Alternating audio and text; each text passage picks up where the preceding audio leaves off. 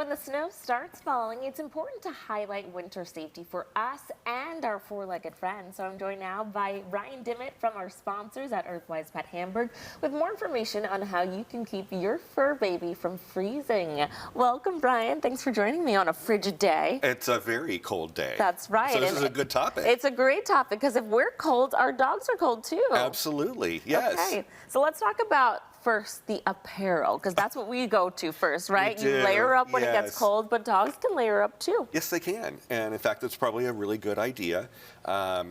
The first, obviously, is taking care of their paws. If you're going to have them outside for any period of time, you want to make sure that their paws are taken care of. So a lot of folks will use like a paw balm, which is like a wax that can be rubbed on that'll help protect the paws. It's a temporary, you know, so it's going to be like good for 20 minutes. You need to reapply it if you're going to be out for any longer. For a longer duration, then you're going to look for your booties. To go on all of the paws. They're generally sold in pairs because front feet are a different size than back feet. I did not know that. Yes. I didn't know that. And for dogs that have a lot of like fluff fur on their legs where they get what they call snowballing. Yes. Yeah, they actually make like suspenders that you can actually pull up. They go all the way up the leg. Nice. And have straps over, so it keeps that snowball effect from happening. So you're not at home trying to like pull out all the snowballs. I think we have some video of it too that's going to play too. So and those are really great. The other thing too is then making sure that you have either a sweater or a fleece or a jacket of some type that fits really snugly. Like that. Cute. Yeah, you don't want Those are the suspenders we were There's the talking suspenders, about. Absolutely. You don't want the jacket or the sweater to be too loose because you want that layer of air to be trapped. Just like we don't want to wear tight clothing. Yeah. You want them to have a layer of air that can hold in that heat and keep them warm.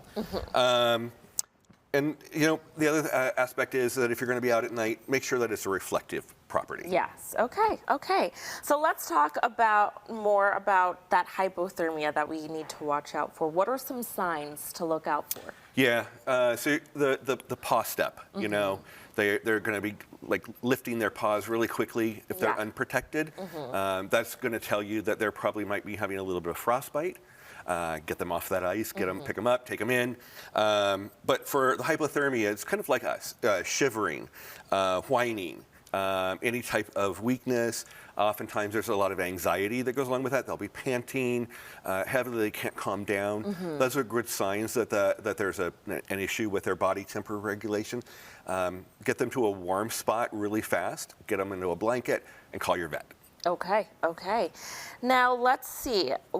We've talked about what people can do on the exterior, but there's actually some ways that we can keep them warm inside when it comes to feeding them. There is, yes. Food and nutrition can actually play a big part in how dogs regulate their body temperatures. So in cooler months, we recommend what we call warm proteins or hot proteins.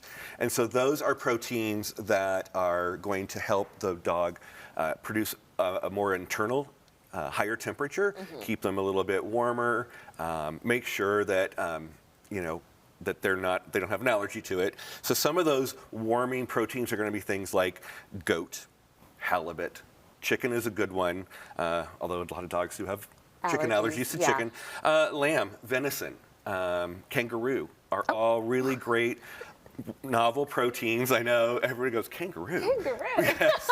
But it is, in fact, a really great, it's actually classified as a hot protein. Okay. So it actually really will amp up that body temperature.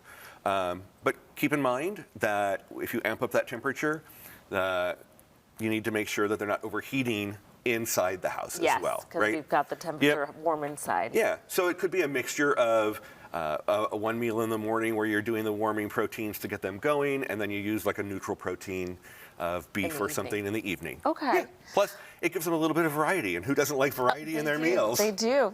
When it comes to us during the wintertime, moisturization for our skin is super important, but it's actually something to think about with your dogs too. Yeah, a lot of folks think that their pets start at the winter months having like a seasonal allergy because they start to itch, Yes. they have the flakes.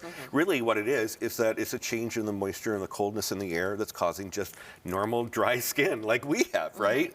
So, you make sure things like put the humidifier in the home, increase that moisture level in the house. Add a salmon oil or a fish oil to their diet. That will actually help the body to produce a more natural oil layer closer to the skin at the hair follicles. Will actually help to keep that dry skin down. Avoid, everybody thinks, oh, I need to bathe them. Don't. Okay. That's just going to contribute to that dry skin yep. issue, especially if it's excessive. Some people are like, I bathe my dog every week, and it's like, don't do that. Yeah. They obviously don't need that. It's just going to create more of that dry skin. And then, of course, we have like safe moisturizers that can go on the pads, can go on their skin. I often tell people, go grab a jar of coconut oil, and just take some in your hand, rub it on their skin, get it down to the hair follicles. It works wonderfully. I love it already, Brian, giving us great tips, and all of the things that you need to make sure your pet is staying safe during this winter is obviously in store. So you can shop these products to keep your pet protected from the cold by visiting our sponsors shop in Hamburg or their website at hamburg.earthwisepet.com. Thanks again for coming in, Brian. Thank you again.